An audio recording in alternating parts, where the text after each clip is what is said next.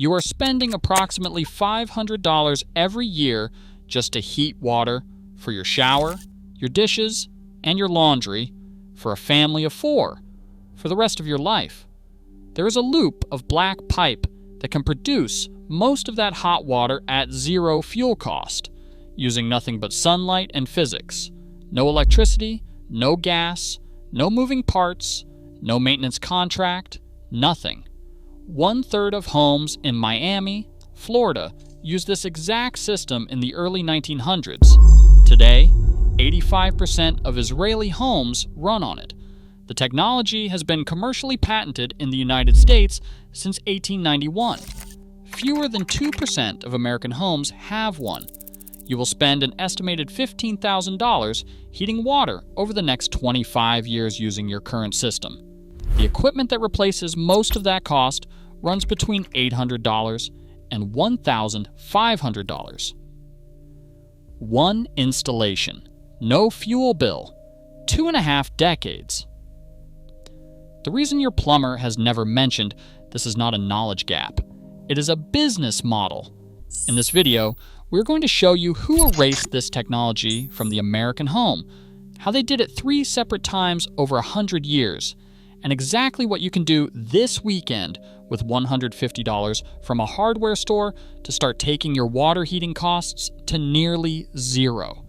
It starts with a Baltimore inventor who patented this in 1891, and an entire industry that the fossil fuel supply chain quietly made disappear. Before Clarence Kemp ever filed a patent, the Romans had already solved this problem at a civilizational scale. From approximately 100 BCE to 400 CE, Roman bath complexes and private homes across the empire were heated using a system called the hypocaust. A single furnace, one heat source, pushed hot air through hollow channels beneath the floor and inside the walls of an entire building. The floor above it was warm. The rooms were warm. The water was warm. One fire. An entire structure heated by physics and architecture. You can walk through a hypocaust system today at Fishbourne Roman Palace in England. That building was constructed around 75 CE. The underfloor channels are still visible. The principle still works. The Romans understood something fundamental. Heat a fluid, let it rise, and the structure distributes the warmth for you hours.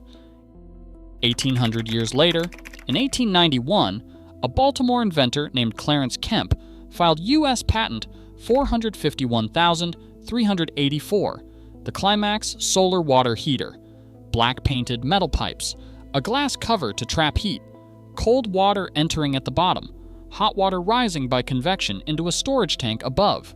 No pump, no fuel, no moving parts, just thermosophon physics. He sold it for $25. By 1909, a California engineer named William J. Bailey had refined the design. His day and night solar water heater separated the rooftop collector from an insulated storage tank, meaning the system worked through the night and on overcast days. By 1920, an estimated 4,000 Bailey systems had been sold in California alone. By the early decades of the 20th century, an estimated 1/3 of homes in Miami, Florida, were heating their water with solar thermosophon systems. Not a fraction. 1 in 3 homes, no fuel bill, no electricity, just a loop of dark pipe, a glass panel, and the sun.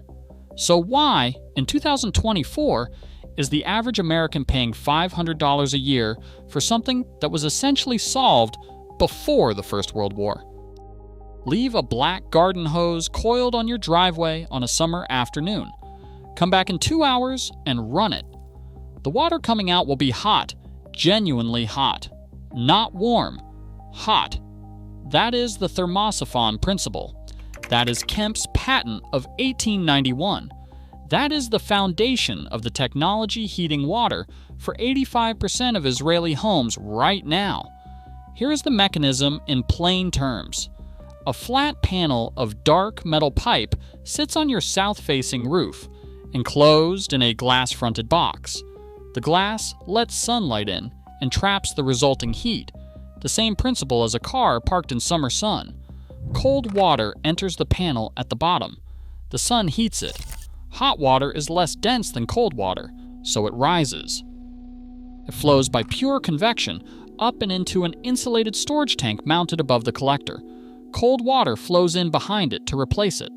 The cycle runs continuously, without a pump, without electricity, without a single moving part.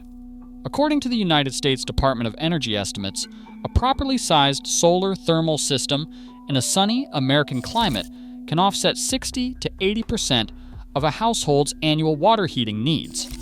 In Israel, a climate comparable to the American South, a $500 to $800 installed system covers virtually all hot water needs for a family of 4 year-round. Compare the math over 25 years.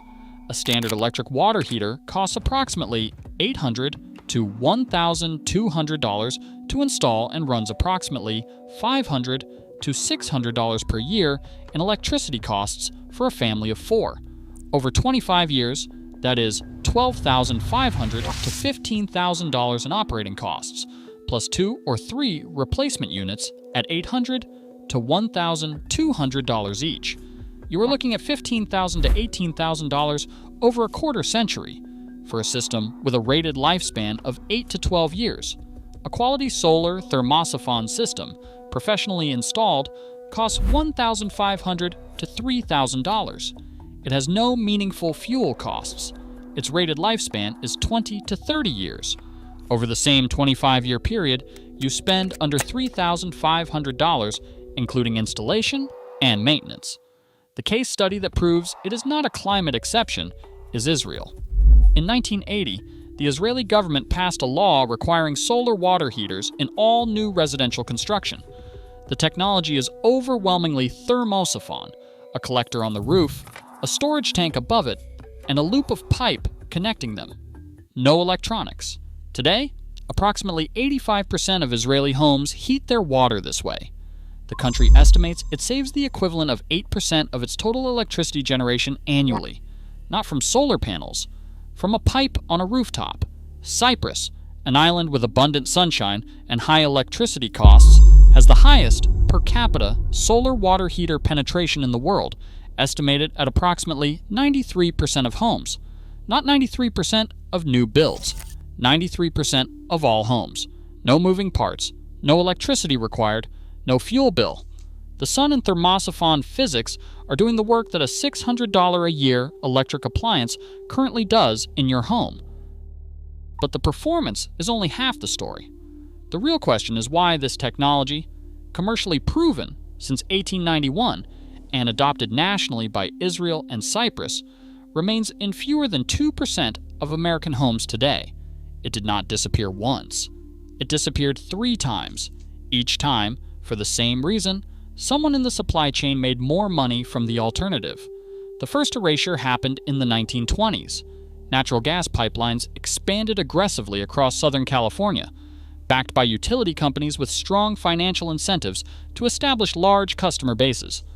They did not ban solar water heaters. They did something more effective. They temporarily subsidized gas appliances and offered below-cost introductory rates to new customers. The solar water heater industry, which required no ongoing fuel purchase, could not compete with the economic pressure of artificially cheap gas. By 1930, the California solar water heating industry had effectively collapsed, not from regulation, not from a failure of the technology, from a subsidized competitor funded by companies with a 50-year revenue model. The second erasure happened quietly, across 3 post-war decades. Mass electrification, federally subsidized utility infrastructure, and the institutional momentum of the construction industry built a supply chain that defaulted to gas and electric appliances by design. Plumbing contractors were trained by manufacturers of gas equipment. Builders sourced from supply chains that stocked gas water heaters. Architects specified what their contractors could easily obtain. No individual made a decision to exclude solar thermosyphon. The system simply was not built to include it, and it was not built to include it because there was no margin in doing so. The third erasure is the most documented.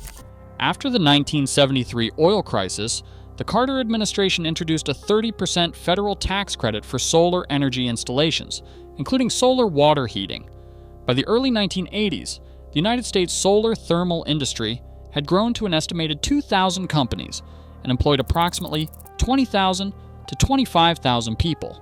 Solar water heater installations were running at roughly 600,000 units per year. In December 1985, the Reagan administration allowed those tax credits to expire. Within 3 years, the industry contracted by an estimated 90%, from 2,000 companies to under 200, from 600,000 annual installations to under 30,000. The technology did not change. The physics did not change. A policy decision, one that benefited gas and electric utility revenue streams, removed the market mechanism that had made solar thermal commercially competitive. Today, the barrier isn't political. It's financial architecture. Under current Fannie Mae and Freddie Mac appraisal guidelines, which govern the underwriting of most U.S. mortgages, a solar photovoltaic panel installation has an established appraisal methodology. It adds documented value to a home sale. A solar thermal water heating system does not. There is no established line item. Appraisers, required to use standardized methods, frequently assign a solar thermal installation zero added home value. You cannot finance it through a standard mortgage. You cannot recoup it in a home sale. The financial infrastructure of American home ownership was not designed to accommodate a system that has no ongoing fuel cost. And there is the plumber. A standard tank water heater installation generates margin on the equipment, the labor, and the warranty. A thermosophon preheat system, particularly a DIY version, generates nothing for anyone in the supply chain. There are no manufacturer training programs behind a coil of black pipe and a glass-fronted box. No co-op advertising budget. No trade association lobbying for it. No manufacturer funding the continuing education credits that keep plumbers current. No one banned the thermosophon. This is not a theory. This is a documented chain of economic incentives, a subsidized fossil fuel competitor in the 1920s, an appraisal system that assigns it zero value today, and a trade supply chain that earns nothing when you install one. That is why your plumber has never mentioned it, and that distinction costs you $500 a year. There are two ways to do this.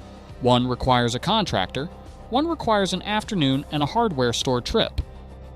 If you are building new or doing a major renovation, a professionally installed solar thermosophon system with flat plate collectors, an insulated rooftop storage tank, and a backup electric element for overcast weeks costs approximately $1,500 to $3,000 in most U.S. markets. In a southern or sun belt climate, the simple payback is 4 to 7 years.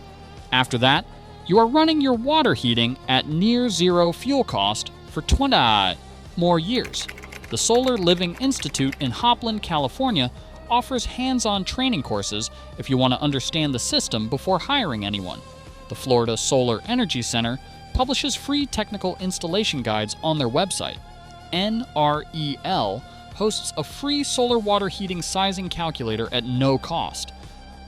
If you own a home right now and you are not planning a renovation, there is a simpler entry point, a simple solar preheat loop.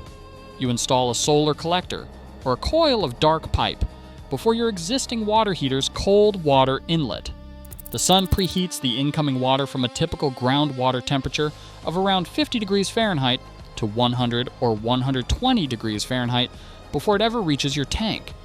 Your existing water heater runs for minutes instead of hours, and your gas or electricity bill drops accordingly.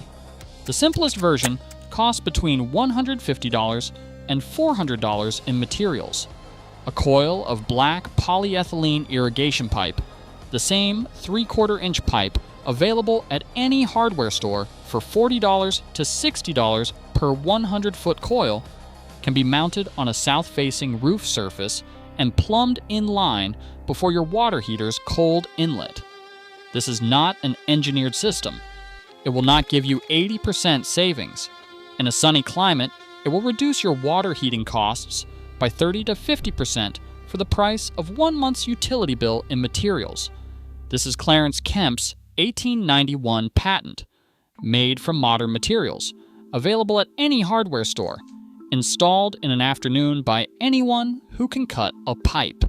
Easy. And if that sounds too simple, that is the point. The technology is 133 years old. The materials cost almost nothing. The physics require no credential to understand. The only thing standing between you and it is the fact that no one in your supply chain earns a commission when you build it. So here's where we are. Water heating is approximately 18% of your home energy bill.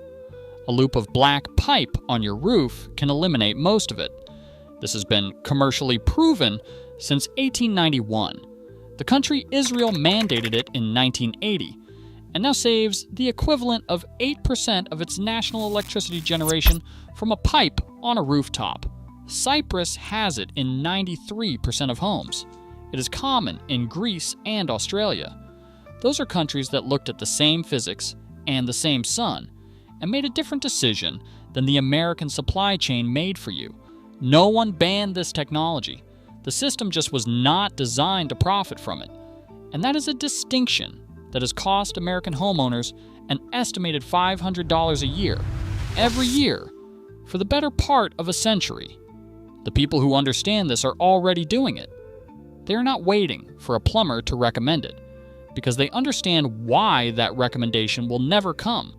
They are coiling black pipe on south-facing roofs and watching their water heating bills drop by half for $150 in materials. They are installing flat plate collectors and going 25 years without a fuel bill for hot water. You do not have to keep paying for something the sun will do for free. A lot of what this channel covers was nearly lost, not because it stopped working, but because the industry moved on to something more profitable. This is the kind of thing that matters to you. Sharing it is how it keeps being found. Next, we are looking at a wall material that costs under $3 per square foot, has been used in construction for over 10,000 years, and outperforms modern fiberglass insulation in both extreme heat and extreme cold. The building industry calls it outdated. Physics calls it a thermal battery. We will show you why no one in the insulation supply chain wants you to know the difference.